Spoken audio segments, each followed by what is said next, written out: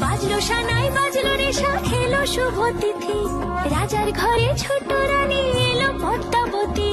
রানী পদ্মাবতী, রাজার আরো 6টি রানীর ছিল না সন্তান, পদ্মাবতীর কোলালতে মিলল সমাধান।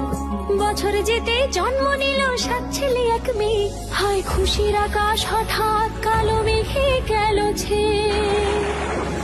হিংসেতে যায় জ্বলে পুড়ে বাকি 6টি রানী, যুক্তি করে ঘটায় ওরা 7 কুমারের হানি।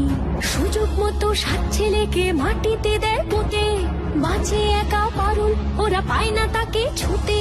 ধাইমা বাঁচায় সেই মেয়েকে বড় করে তোলে, 7 ভাইকে পায় যে পারুল 7টি চাপা ফুলে।